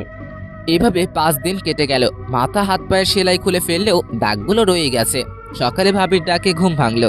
ইমন, তাড়াতাড়ি উঠে ফ্রেশ হয়ে রেডি হয়ে নিচে আয়। কেন? আজ তুই, আমি আর তোর ভাইয়া আমাদের বাসায় যাব। ভাবির কথাটা শুনে আমার খুশির সে মানা ছিল না। ভাবিকে জড়িয়ে ধরলাম। থ্যাংক ইউ ভাবি, তুমি দুনিয়ার বেস্ট কিউট ভাবি। হয়েছে, আর পাম দিতে হবে না। তাড়াতাড়ি নিচে আয়। তুমি 2 মিনিট ওয়েট করো, আমি 1 মিনিটে আসতেছি। আমি তাড়াতাড়ি ফ্রেশ হয়ে রেডি হলাম। তারপর নিচে আসলাম। নাস্তা করে বসে আছি। কিছুক্ষণ পর ভাইয়া আসলো। কিরে, ব্যাগ গোছানো শেষ? ততক্ষণ আর সময় লাগবে? ভাবি কই? রেডি হচ্ছে। প্রায় 20 মিনিট পর ভাবি রেডি হয়ে আসলো। এতক্ষণ লাগে? হয়েছে, তোর তো আর তর্স হচ্ছে না। কেন? আচ্ছা, তুমি আর একটু ময়দা মেখে আসো, আমরা দাঁড়িয়ে আছি। ওই ছাগল, আমি কোনোদিন ময়দা মাখছি? প্রতিদিনই তো মাখো। দাঁড়া, তোর মাই হয়নি অনেকদিন। ও, তোমরা ঝগড়া বাদ দিয়ে চলো তো। এমনিতে তোমার ময়দা মাখতে অনেক সময় লেগে গিয়েছে, আর দেরি করলে ট্রেন মিস হয়ে যাবে। কি? আমি ময়দা মাখি? যাবই না আমি। যাও তোমরা। ভাবি রাগ করছো কেন? ভাইয়া তো মজা করে বলতেছে। আমি তো জানি তুমি আটা সুন্দরী না। আমার ভাবি দেখতে অনেক কিউট। ঠিক আছে, তুই বলছিস বলে যাচ্ছি, না হলে ওর আজ খবর করে দিতাম। ভাবির কথা শুনে ভাইয়ের মুখটা একদম চুপসে গেল। এবার চলো, না হলে দেরি হয়ে যাবে। চল। তারপর একটা অটো নিয়ে স্টেশনে গেলাম। কিছুক্ষণ পর ট্রেন আসলো। আমার তো আর তরই হয়েছে না, কখন যে পৌঁছাবো কে জানে। আমার ব্যাপারটা হয়তো ভাবি বুঝতে পারছে, তাই বারবার আমার দিকে তাকিয়ে মুস্কি মুস্কি হাসছে। কি হলো, হাসছো কেন? না, এমনি। তবে একটা কথা বলে দেই, আর 1 ঘন্টা লাগবে যেতে, তাই বারবার টাইম দেখা বন্ধ কর। কি 1 ঘন্টা? কেন, তুই কি 2 ঘন্টা শুনতে চাচ্ছিলি? আরে না, আমি তো ভাবছিলাম আধা ঘন্টা। আর বাবারে বাবা, কি প্রেম পাগল দেবর আমার। ধুর, তোমাদের যত সব আলতু ফালতু কথা। থাকবোই না আর এখানে। কথাটা বলার পর সিট থেকে উঠে ট্রেনের দরজার কাছে এসে দাঁড়িয়ে রইলাম। ইরা আর আমার কেটে যাওয়া দিনগুলোর কথা ভাবতে লাগলাম। এসব কথা ভাবতে ভাবতে হঠাৎ কাঁধে কারো যেন হাত পড়লো। পিছনে তাকিয়ে দেখি ভাইয়া। আর কতক্ষণ দাঁড়িয়ে থাকবি? আমরা তো প্রায় এসে পড়েছি, তাড়াতাড়ি চল। চলো। কিছুক্ষণ পর স্টেশন আসলো। স্টেশন থেকে বেরিয়ে 2টা রিক্সা নেওয়া হলো। একটাতে ভাবি আর ভাইয়া, আর একটাতে আমি। প্রায় 10 মিনিট পর একটা বাসার সামনে রিক্সা দাঁড়িয়ে গেল। হয়তো এটাই ভাবিদের বাসা। ভাইয়া আর ভাবি নেমে গেল, তাই আমিও নেমে গেলাম। ভাইয়া রিক্সার ভাড়া দিয়ে চলো। ভাবিদের বাসাটা বেশ সুন্দর। ভাবিদের বাসার দরজার কলিং বেল চাপতেই একটা মহিলা দরজা খুলে দিল, আর ভাবি তাকে জড়িয়ে ধরল। হয়তো এটা ভাবির মা, আর আমার হবু শাশুড়ি। ভাইয়া ওনাকে সালাম দিলেন, সাথে আমিও। তারপর সবাই ভিতরে গেলাম। তখন ইরার মা বলল, ইরা, ইরা, দেখ কারা এসেছে। একটু পর ইরা নেমে আসলো। চোখের নিচে কালো দাগ, মুখ চোখ শুকিয়ে গেছে, হয়তো সারা রাত ঘুমায় না। তখন ইরা বলল, কেমন আছেন দুলা ভাই? ভালো, তুমি? ভালো আছি, তুই কেমন আছিস আপু? আমি তো ভালোই আছি, কিন্তু তুই হয়তো ভালো নেই। চেহার একই অবস্থা করেছিস তুই, বলতো? ঠিকই বলেছিস, তোদের ওখান থেকে আসার পর সারাদিন মনমরা হয়ে বসে থাকে, কারো সাথে কথা বলে না, খেতে ডাকলে বলে খেতে ইচ্ছে করছে না। আমি কি করব বল, ওকে নিয়ে খুব দুশ্চিন্তায় আছি। আচ্ছা ঠিক আছে, তুই টেনশন নিও না, এখন আমি এসে গেছি না, সব ঠিক করে দিব। ইরা ইমনকে দোতলার রুমটা দেখিয়ে দে। এতক্ষণ পর ইরার চোখ আমার উপরে পড়লো, কিছুক্ষণ আমার দিকে তাকিয়ে রইলো, তারপর আবার মাথা নিচু করলো, তারপর সামনের দিকে হাঁটতে লাগলো। আমি ওর পিছন পিছন হাঁটতে লাগলাম। কিছুক্ষণ পর একটা রুমের সামনে গিয়ে দাঁড়ালো আর বলল, এটা আপনার রুম? ইরার মুখে আপনি কথাটা শুনে অনেক খারাপ লাগলো। আচ্ছা ইরা পাশের রুমে ঢুকে গেল, হয়তো ওটা ওর রুম। ফ্রেশ হয়ে শুয়ে রেস্ট নিতে লাগলাম। কিছুক্ষণ পর ভাবি এসে খাওয়ার জন্য ডাকলো, গিয়ে দেখি রাজকীয় খাওয়া দাওয়ার ব্যবস্থা করা হয়েছে। আমরা আসার সময় কিছু লোক থাকলেও এখন বাসায় অনেক লোক। আমি গিয়ে ভাইয়ার পাশে বসলাম, দুজনকে মরার মতো খাওয়ানো হলো। ভাইয়া ওদের জামাই, ভাইয়াকে খাওয়াক, কিন্তু আমাকে এত খাওয়ানোর কি দরকার ছিল? কোনো মতে রুমে এসে শুয়ে পড়লাম। কি ব্যথা, পেটটা মনে হয় ফেটেই যাবে। সবাই জোর করে ভালোই খাইয়েছে, ভাইয়ার যে কি অবস্থা হচ্ছে কে জানে। ব্যথা। হঠাৎ কে যেন রুমে ঢুকলো, তাকিয়ে দেখি একটা মেয়ে। ভাইয়া, আসতে পারি? আসো। এই নিন। হাতে একটা 7 আপের বোতল ধরিয়ে দিয়ে। যাক, মেয়েটা মনের কষ্ট বুঝছে। তোমাকে তো ঠিক চিনলাম না। আমার নাম সিন্তি, আমি আপনার ভাবির চাচাতো বোন। ও আচ্ছা। ভাইয়া, একটা কথা বলবো? বলো। আপনার কপালে আর হাতে কিসের দাগ? আমি কিছুদিন আগে অ্যাক্সিডেন্ট করেছিলাম, এগুলো তারই ভালোবাসা। আচ্ছা ভাইয়া, আমি এখন আসি, আপনি রেস্ট নিন। সিনথি চলে গেল। আমি বেশ বুঝতে পারছি ওকে ইরাই পাঠিয়েছে আমার কি হয়েছিল শোনার জন্য। আমি মনে মনে হেসে উঠলাম, খুব ক্লান্ত লাগছিল, তাই ঘুমিয়ে পড়লাম। বিকেলে ভাবির ডাকে ঘুম ভাঙলো। কি হয়েছে ভাবি, ডাকতেছো কেন? ঘুরতে যাব, চল। যাও তোমরা, আমি যাব না। ও ইরাও যাবে আমাদের সাথে, তুই যাবি না? ঠিক আছে। কি? দাঁড়াও, আমি এক্ষুনি রেডি হচ্ছি। ছাগল, তাড়াতাড়ি কর। আমি রেডি হয়ে নিচে গিয়ে দেখি সবাই দাঁড়িয়ে আছে। তারপর বাইরে গিয়ে 2টা রিক্সা নেওয়া হলো, একটাতে ভাবি আর ভাইয়া, আর একটাতে আমি আর ইরা। ইরা রিক্সার এক কোণে, আমি এক কোণে। ইরা অন্যদিকে তাকিয়ে আছে আর আমি ইরার দিকে। হঠাৎ একটা গর্তে চাকা পড়ায় ইরা আমার কাছে চলে আসলো। আমি ইরার হাতের উপর যে হাত দিতে যাব অমনি ও হাত সরিয়ে নিল। তারপর সবাই পার্কে গেলাম। ভাইয়া আর ভাবি এক জায়গায় বসে বাদাম খাচ্ছে আর গল্প করতেছে, আর এইদিকে আমি শুধু বাদাম খাচ্ছি আর ইরা আনমনা হয়ে বসে আছে। একটু পর একটা ছেলে এসে ইরার পাশে দাঁড়ালো আর ইরাকে বলল, কিরে, কেমন আছিস? ভালো, তুই? ভালো। এটা কে? এটা দুলা ভাইয়ের ভাই। ও আচ্ছা, হঠাৎ এখানে? এমনি ঘুরতে আসলাম বস। ছেলেটি ইরা আর আমার মধ্যে বসে ইরার সাথে গল্প করতে লাগলো। আমি চুপচাপ ওদের কথা শুনতে লাগলাম। ইরা এতক্ষণ চুপ করেছিল, কিন্তু এখন ছেলেটার সাথে এসে কথা বলছে। এটা দেখে মাথায় রক্ত উঠে গেল। মনে হচ্ছে ছেলেটাকে উড়াধুরা মাইর দেই, কিন্তু কি করব, ইচ্ছে থাকলে উপায় নেই। ভাইয়া ভাবি দেখলে খারাপ ভাববে। তখনই দেখলাম একটা মেয়ে দূরে বসে একলা ফোন টিপতেছে। দাঁড়াও, আমাকে রাগানো, এবার দেখাচ্ছি। আমি ওদের ওখান থেকে উঠে মেয়েটার কাছে আসলাম আর মেয়েটাকে বললাম, কারোর জন্য অপেক্ষা করছেন? কেন বলুন তো? না, একা বসে আছেন তাই বললাম। একা বসে থাকলে কি কারোর জন্য অপেক্ষা করা হয়? আসলে সেটা না, কিন্তু এখানে তো কেউ একা আসে না, তাই বললাম আর কি। ও, তাহলে আপনিও একা আসেননি? একা আসেনি সেটা ঠিক, কিন্তু একাই আছি। আপনার কথা ঠিক বুঝলাম না। অত বুঝে কি হবে বলেন তো? আমি ইমন। আমি নিশি। আমার কথার উত্তরটা কিন্তু পেলাম না। কোনটা? এই যে কারোর জন্য অপেক্ষা করছেন কিনা। না, তেমন কেউ নেই। ও, আপনার কেউ আছে? জি আছে। কে সে? ওই যে দেখছেন একটা ছেলের পাশে একটা মেয়ে বসে আছে, ওইটা। মানে আপনার গার্লফ্রেন্ড আরেকজনের সাথে বসে কথা বলছে আর আপনি এখানে বসে আছেন? ব্যাপারটা ঠিক হজম হলো না। সে অনেক কাহিনী, অন্য একদিন বলবো। ফ্রেন্ডস। ফ্রেন্ডস। আমি নিশির সাথে গল্প করতে লাগলাম। এদিকে ইরা রিয়াদ, ইরার ফ্রেন্ড, এর সাথে কথা বলা বাদ দিয়ে আমার এর দিকে তাকিয়ে আছে। তখন রিয়াদ বলল, কিরে, কি হলো? ওইদিকে কি দেখিস? কিছু না। তোর কি হয়েছে বলতো? কিছু হয়নি, তুই যা, আমি পরে কথা বলবো, এখন আমার ভালো লাগছে না। রিয়াদ চলে গেল। এরা ইমনকে কষ্ট দিতে গিয়ে এখন নিজেই কষ্ট পাচ্ছে। ইমনকে ওই মেয়েটার সাথে হেসে হেসে কথা বলতে দেখে ইরার আর সহ্য হলো না, সে তার আপুর কাছে গেল। তখন তার আপু বলল, কিরে তুই এখানে, ইমন কই? আছে, চল বাসায় যাব। এখনই একটু পর যাই, তুই বস এখানে। বলছি না বাসায় যাব, তাড়াতাড়ি উঠ। দুলা ভাই উঠেন তো। আচ্ছা, ইরা যখন বলেছে চলো চলে যাই, কিন্তু ইমন কই? আপনারা দাঁড়ান, আমি ডেকে আনছি। ইরা ইমনের কাছে আসলো। কথা বলা শেষ হলে চলুন, বাসায় যাব। আচ্ছা চলো। আমি নিশিকে বলে চলে আসলাম। আসার সময় অবশ্য ওর নাম্বারটা নিয়ে এসেছি। বাসায় আসলাম। আসার সময় অবশ্য ইরার মুখটা দেখার মতো ছিল। মাঝে মাঝে আমার দিকে রাগি লুকে তাকাচ্ছিল, মনে হচ্ছে চোখ দুটো দিয়ে খেয়ে ফেলবে। বাসায় এসে ফ্রেশ হয়ে নিচে গেলাম। সবাই একসাথে খাওয়া দাওয়া করলাম, ইরাও ছিল সাথে। রাতে ঘুম আসছিল না, তাই ছাদে গিয়ে দাঁড়ালাম। পকেট থেকে একটা সিগারেট বের করলাম আর রাতের আবহাওয়াটা উপভোগ করতে লাগলাম। সিগারেট খাওয়ার আমার নেশা না, দিনে একটা দুইটা আর না খেলেই নাই।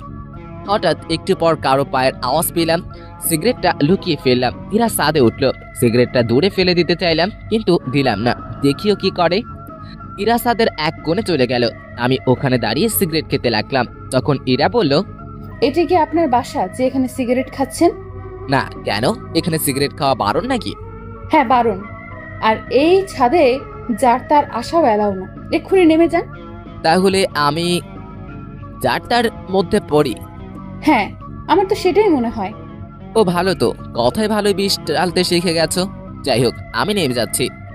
কথাটা বলে নিচে চলে আসলাম। ইরাদের বাসার পাশে একটা চায়ের দোকান আছে, ভাবিকে বলে ওখানে গেলাম। গিয়ে একটা সিগারেট কিনে খেতে লাগলাম। ইরা ছাদ থেকে আমার দিকে তাকিয়ে আছে। অন্ধকারে ওকে দেখতে না পেলেও চাঁদের আলোয় ওর ছায়াটা ঠিকই দেখা যাচ্ছে। সিগারেটের ধোঁয়ায় ইরার দেওয়া বিষগুলোকে মন থেকে বের করার চেষ্টা করতে লাগলাম। কিছুক্ষণ পর বাসায় ঢুকলাম। ভিতরে ঢুকে দেখি ইরা দাঁড়িয়ে আছে। ওর মুখোমুখি না হয়ে রুমে চলে গেলাম, গিয়ে শুয়ে পড়লাম। কোনোভাবেই হার মানতে চলবে না, পুরো চেষ্টা করতে হবে। কোনো মতেই আমি ইরাকে আমার জীবন থেকে আলাদা হতে দিব না। এসব ভাবতে ভাবতে ঘুমিয়ে পড়লাম। সকালে ঘুম থেকে উঠে ফ্রেশ হয়ে নিচে গেলাম। ভাইয়া নাস্তা করছে, পাশে সিনথিয়া আর ইরাও আছে। আমি কি সিনথির পাশে বসলাম।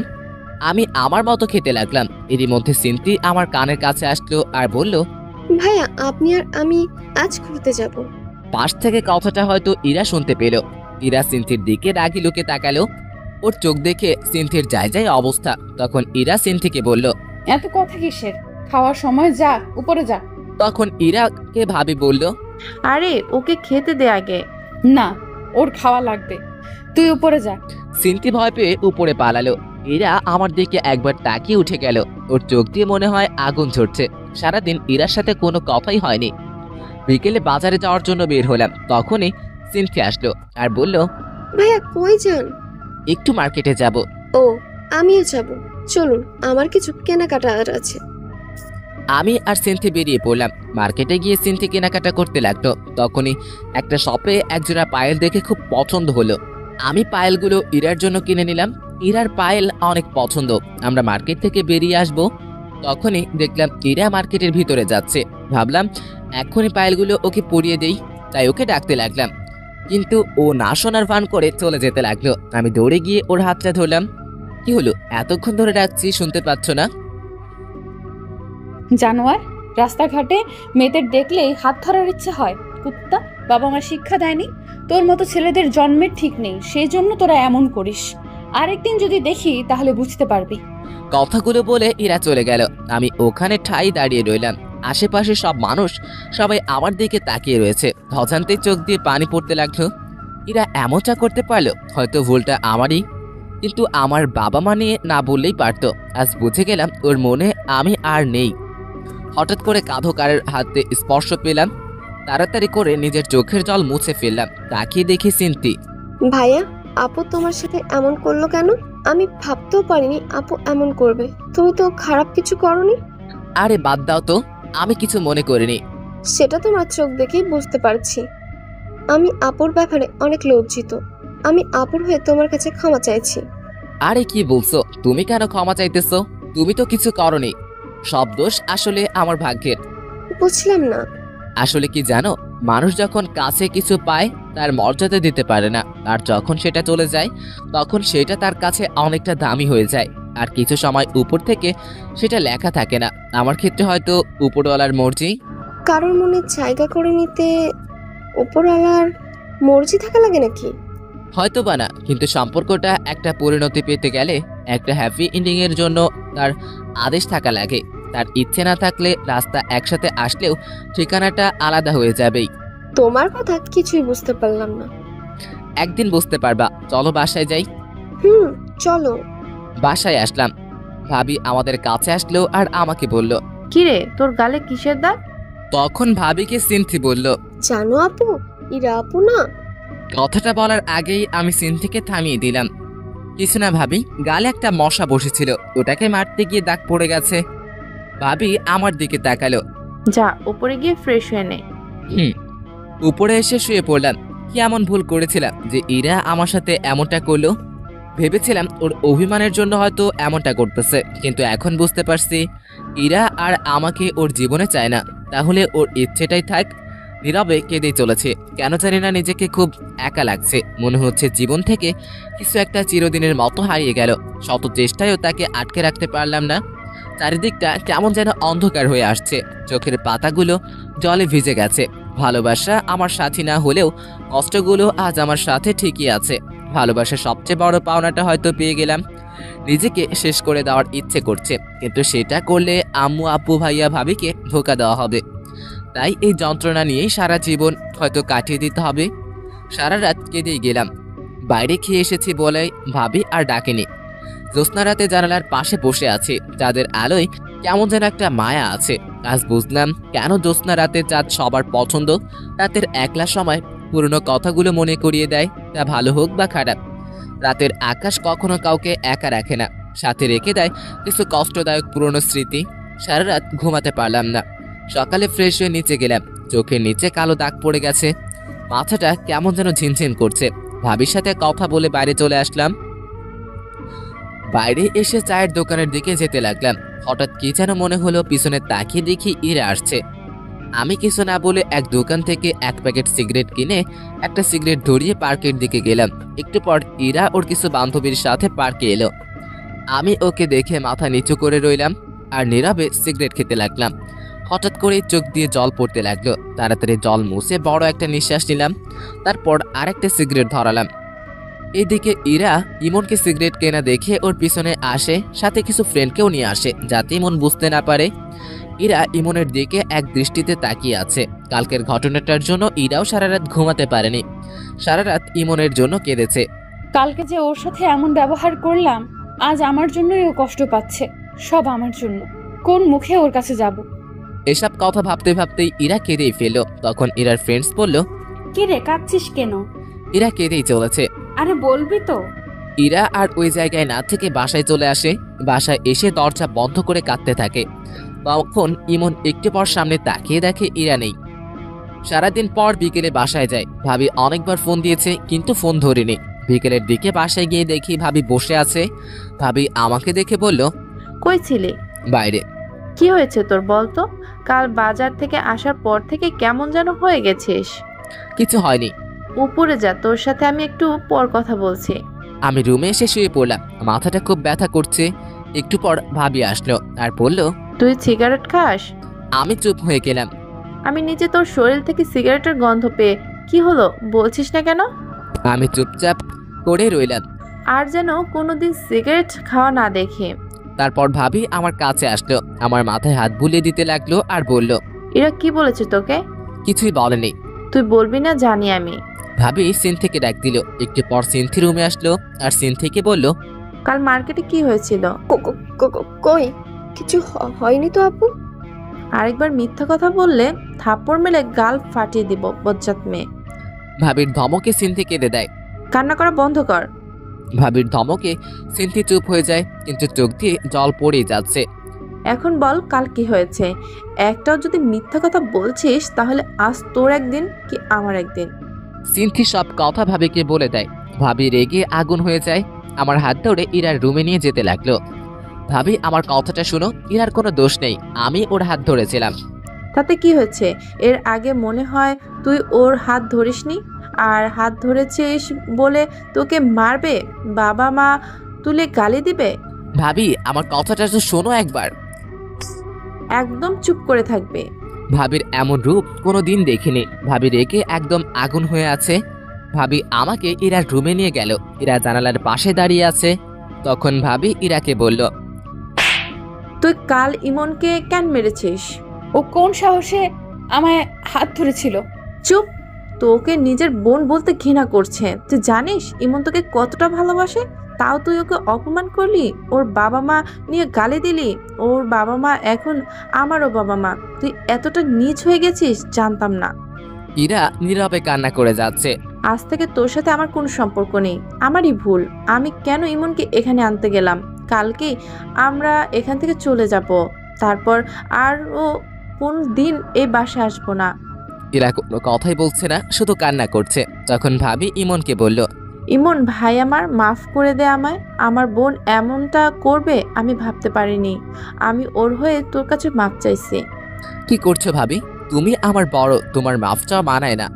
ভাবি ওখান থেকে চলে গেল। আমি ইরার দিকে একবার তাকালাম। ইরা আমার দিকে তাকিয়ে আছে, চোখ দিয়ে জল পড়ছে, যেন কিছু বলতে চাইতেছে। ওর মুখটা খুব মায়াবী লাগছে, কিন্তু এই মায়ায় আর জড়িয়ে লাভ নেই। আমার রুমে চলে আসলাম। একটু পর ভাবি এসে আমার কাপড় গুছিয়ে দিতে লাগলো। ভাবি, ও তো তোমার নিজের বোন, তুমি কি ওর সাথে কথা না বলে থাকতে পারবা? এরকম বোনের দরকার নেই যে মানুষকে মানুষ মনে করে না। কিন্তু ভাবি। চুপ, একটাও কথা বলবি না। সব কাপড় গুছিয়ে দিয়েছি, কাল সকালে তাড়াতাড়ি বের হতে হবে। ঘুমিয়ে পড়। কথাটা বলেই ভাবি বেরিয়ে গেল। রাতে ঘুম আসছে না। জানালার কাছে গিয়ে দাঁড়িয়ে রইলাম। বাইরে হালকা বাতাস বইছে, পরিবেশটা মনোরম মনে হচ্ছে। হঠাৎ করেই ইরের জন্য কেনা পায়েল দুটোর কথা মনে পড়ল। ব্যাগ থেকে পায়েল দুটো বের করে নাড়াচাড়া করতে লাগলাম। ইরার জন্য বসে বসে একটা চিঠি লিখলাম। পায়েল আর চিঠিটা নিয়ে রুমে গেলাম। দরজা খোলা আছে। ভিতরে গিয়ে দেখি ইরা ঘুমিয়ে আছে। ওর পায়ের কাছে গিয়ে পায়েল দুটো পরিয়ে দিলাম। চিঠিটা পায়েলের সাথে আটকে দিলাম। কিছুক্ষণ পর খাটের পাশে বসে ওকে দেখতে লাগলাম। ওকে দেখে মন ভরছে না। অনেকক্ষণ বসে থাকার পর কপালে একটা মায়া এঁকে দিয়ে নিজের রুমে চলে আসলাম। সারা রাত ওর সাথে কাটানো কথাগুলো ভাবতে লাগলাম। কিভাবে যে রাত পেরিয়ে গেল বুঝতেই পারলাম না। সকালে এসে ভাবি ডাকলো। ঘুমের ভান করেছিলাম। ভাবি ডাক দেওয়ায় একটু পর উঠে ফ্রেশ হয়ে ব্যাগ নিয়ে নিচে গেলাম। যাওয়ার আগে ইরার রুমে গেলাম। ইরা এখনো ঘুমিয়ে আছে। ইরার পাশে গিয়ে বসলাম। মন ভরে ওকে দেখতে লাগলাম, তবে চুলগুলোর জন্য মুখটা ভালো করে দেখতে পারছিলাম না। চুলগুলো আলতো করে সরিয়ে দিলাম। তারপর ওর কপালে একটা ভালোবাসার পরশ এঁকে দিলাম। তখন ইরা নড়ে উঠল। পায়ের মধ্যে পায়েলের সাথে চিঠিটা দেখলাম। বুক বড় নিঃশ্বাস নিয়ে চলে আসলাম। নাস্তা করে বেরিয়ে পড়লাম। এদিকে ইরা ঘুম থেকে উঠে দেখে পায়ে পায়েল, আর পায়েলের ভিতরে একটা চিঠি। আর চিঠিটা খুব খুলে পড়তে লাগলো। ইরা, কি বলবো ভেবে পারছি না। আজ মনটা কেমন যেন করছে, খুব একা লাগছে। তোমার থেকে দূরে চলে যেতে হবে কোনোদিন ভাবিনি। সবটাই আমার ভুল। আমি হয়তো তোমার যোগ্য নাই, তাই হয়তো এমনটা হলো। সেদিন তোমার কথাগুলো কথা না বেশ ছিল, যেগুলো আমার মনটাকে ক্ষত বিক্ষত করে দিয়েছে। তোমাকে ভালোবাসার আমার কাছে কোনো কারণ ছিল না, আর ভুলে যাওয়ারও কোনো কারণ নেই। তাই তোমাকে কোনো দিনও ভুলতে পারবো না। কিন্তু তুমি আমার থেকে ভালো কাউকে পেলে হয়তো আমাকে ভুলে যাবে। আর আমাকে দেখে যেন পুরো কথা যাতে না মনে পড়ে, তাই আর তোমার সামনে কোনোদিন আর আমার ভালোবাসা নিয়ে আসবো না। সেটা নিয়ে চিন্তা করো না। পায়েলগুলো দেওয়ার জন্যই সেদিন তোমার হাতটা ধরেছিলাম, আর সেদিন বুঝতে পেরেছিলাম তোমার হাত ধরার ক্ষমতা আমার কোনোদিন হবে না। পায়েলগুলো তোমার জন্য কিনেছিলাম, তাই রেখে দিলে খুব খুশি হব। ভেবে নিও তোমার কাছে এইটা আমার শেষ চাওয়া। ভালো থেকো। আর আমার জন্য তোমার আর ভাবির সম্পর্কটা খারাপ হলো, তার জন্য আমি অনেক দুঃখিত। আশা করি আমার থেকে ভালো কাউকে নিজের জীবনে পাবে, যে আমার মতো জানোয়ার হবে না। ইতি ইমন। এরা চিঠিটা নিয়ে বুকে জড়িয়ে ধরে কাঁদতে লাগলো। জীবনের সবচেয়ে বেশি যাকে ভালোবাসতাম সে আজ দূরে চলে গেল। কি করে বাঁচবো আমি? আমার আর বেঁচে থাকার অধিকার নেই। কেন বাঁচবো আমি? আর কার জন্যই বা বাঁচবো? আমি ভাবি আর ভাইয়া স্টেশনে বসে আছি। 30 মিনিট ধরে ট্রেন আসতে দেরি হচ্ছে। একটু পর ভাবির ফোনে একটা কল আসে। কিছুক্ষণ কথা বলার পর ভাবি চিৎকার দিয়ে ওঠে। কি হয়েছে ভাবি, কাঁদছো কেন? ইমন, ইরা না সুইসাইড করার চেষ্টা করছে। কি বলছো? ইরা কোথায় এখন? আম্মু ওকে হাসপাতালে নিয়ে গেছে। তাড়াতাড়ি চলো। আমরা সবাই হাসপাতালে গেলাম। অজান্তেই চোখ দিয়ে পানি বেয়ে পড়ছে। ভাবি আমার কাছে আসলো আর বলল, কাঁদিস না ভাই আমার। ভাবি পাগলিটার কিছু হয়ে গেলে আমি যে বাঁচতে পারবো না। আমি তো ওর ভালো থাকার জন্য ওর থেকে দূরে যেতে চেয়েছিলাম, কিন্তু ও যে এমনটা করবে। ভাবি, ওর কিছু হবে না তো? কিছু হবে না, আমি ডাক্তারের সাথে কথা বলছি, ও একদম ঠিক হয়ে যাবে। আমি ওর কাছে যাব ভাবি। একটু পর ডাক্তার চেক আপ করছে, তুই চুপটি করে বস, আমি আসতেছি। ভাবির কথা শুনে কিছুটা হলেও স্বস্তি পেলাম। কিছুক্ষণ পর ডাক্তার বের হলেন আর বলল, আপনারা পেশেন্টের সাথে দেখা করতে পারেন, কিন্তু এক এক করে। সবাই দেখা করতে গেল। ভাবি আমাকে আগে যেতে বলল, কিন্তু আমি সবার পরে গেলাম। এরা শুয়ে আছে। আমি ঢুকতেই আমার দিকে তাকিয়ে মুখ ঘুরিয়ে নিল। আমি ওর পাশে গিয়ে বসলাম। ওর হাতে ব্যান্ডেজ করা, দুজনে চুপচাপ। এরা অন্যদিকে মুখ ঘুরিয়ে আছে। আমি ওর হাতের উপরে হাত রাখলাম। এরা চুপচাপ, দুজনের মুখে কোনো কথা নাই। কি বলবো ভেবেই পাচ্ছি না। না, ওকে একটু রাগিয়ে দেই। আমি কি চলে যাব? আসতে কে বলেছে? কেউ বলেনি, নির্লজ্জের মতো চলে আসছি। এখন ফিরে যাই। যা, চলে যা, লাগবে না তোকে। আরে চিল্লাচ্ছ কেন? যাচ্ছি তো। উঠতে যাব, তখন দেখছে ইরা ফুপিয়ে ফুপিয়ে কান্না করছে। মুখটা কি এদিকে ঘোরানো যাবে? না, যাবে না, চলে যা তুই, কারো দরকার নেই আমার। সত্যি তো, ইরা চুপ, কান্না করছে। কি হলো? ইরা আমার দিকে ঘুরলো, আমার চোখের দিকে তাকিয়ে আমাকে জড়িয়ে ধরলো, আমার বুকে মুখ গুজে কান্না করতে লাগলো। আরে এত কান্না কেউ করে কেন? চুপ কর, একদম কথা বলবি না। আরেকবার যদি আমাকে ছেড়ে যাওয়ার কথা বলিস তাহলে বুঝতে পারবি। তাহলে সেদিন বাজারে কি বললে? আসলে সেদিন তোমাকে সিনথির সাথে দেখে মাথা খারাপ হয়ে গেছিল, তাই আবল তাবল বলে ফেলেছি। আমাকে মাফ করে দিও প্লিজ। তুমি যদি মাফ না করো তাহলে আমি আবার কিছু করে ফেলবো। আরে পাগলি, আমি কি তোমার উপর রাগ করে থাকতে পারি? অবশ্য আবার হাত কাটলে ভালোই হবে। কেন? তাতে তোমার ওজনটা যদি একটু কমে। যে মোটু তুমি। কি? আমি মোটু? বলেই বুকে কামড়ে ধরলো। আরে আরে লাগছে তো, চাড়ক ছেড়ে দিল। এভাবে কেউ কামড় দেয়? ওসব বাদ দাও, এখন একটা কিস দাও তো। কি কিস? এখন না, বিয়ের পর। দিবা কিনা বলো। কেউ এসে পড়বে। তোর গুষ্টি কিলাই। বলেই ইরা আমাকে টান দিল। আমি ইরার উপর পড়ে গেলাম। ইরা ঠোঁটের সাথে নিজের ঠোঁট লাগিয়ে দিল। 3 মিনিট পর ছেড়ে দিল। দুজনেই হাঁপাতে লাগলাম। ইরা আবার ঠোঁটের সাথে ঠোঁট লাগিয়ে দিল। এভাবে 3 বার কিস করলো। শেষমেশ ওকে ধাক্কা দিয়ে নিজের থেকে ছাড়িয়ে নিলাম। ইরা মুস্কি মুস্কি হাসতে লাগলো। আমি হাঁপাচ্ছি। এমন বারবার কেউ কিস করে? আমি করি? এখনই দম বন্ধ হয়ে যেত। হইছে, ঠং বাদ দাও। আমি ইরার পাশে বসলাম। বিকেলের দিকে ইরাকে বাসায় আনা হলো। গাড়ি থেকে নামার সময় ইরা ডাক দিল। কি হলো? আমার কেমন যে লাগছে, মাথাটাও ঘুরছে, আমি হাঁটতে পারবো না। তো কি করব? কোলে করে নিয়ে যাও। কি বলছো? ভাইয়া ভাবি আছে তো? নিয়ে যাবে কিনা বল। ভাবি তখন আমার কাছে আসলো। কি হয়েছে, বাসায় চল। দেখো না আপু, আমার মাথাটা ঘোরাচ্ছে, কেমন যেন লাগছে। ওকে বলছি কোলে করে নিয়ে যেতে, কিন্তু কিছুতেই নিয়ে যাচ্ছে না। একটা মেয়ে অসুস্থ, ওকে সাহায্য করা বাদ দিয়ে কি বলছিস? যা উপরে নিয়ে যা। কথাটা বলে ভাবি হাসতে হাসতে চলে গেল। আমি ইরাকে কোলে তুলে নিলাম। ইরা আমার গলা জড়িয়ে ধরলো। ইরাকে ওর বেডে শুইয়ে দিলাম। তখন ইরা বলল, আমার পাশে শুয়ে পড়ো। না না, সবাই কি ভাববে? বলছি না শুয়ে পড়ো। ইরা জোর করে ওর পাশে শোয়ালো। আমার বুকে মাথা গুঁজে চুপ করে রইল। কিছুক্ষণ পর, ইমন, একটা কিস করি? না করি না। এখন না, এখন ঘুমাও। তাহলে মাথায় হাত বুলিয়ে দাও। ঘুমাও। আমি ইরার মাথায় হাত বুলিয়ে দিতে লাগলাম। কিছুক্ষণ পর ইরা ঘুমিয়ে পড়লো। রাতে ইরাকে খাইয়ে দিলাম।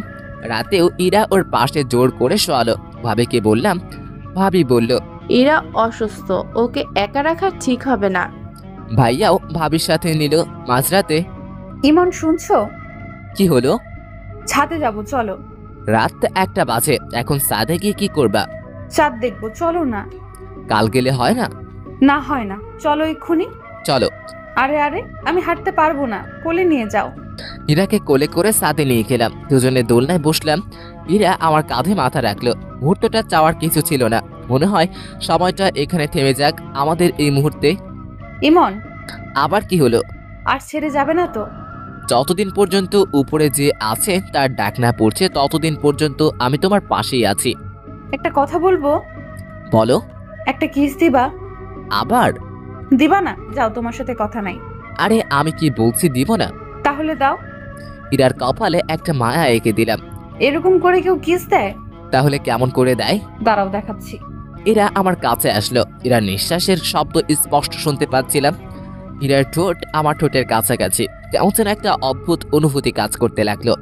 ইরার ঠোঁট দুটো আমাকে টানছে মনে হচ্ছে। ইরার ঠোঁটের সাথে ঠোঁট লাগিয়ে দিলাম। ইরা আমাকে জড়িয়ে ধরলো, কিছুক্ষণ পর ছেড়ে দিলাম।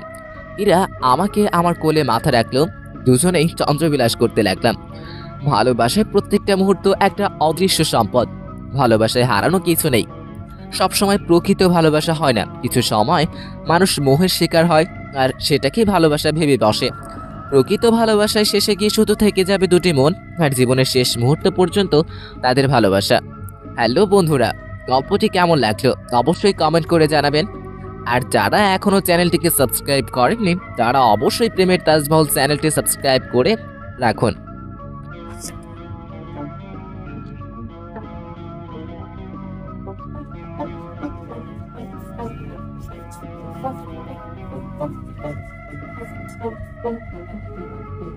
Thank you.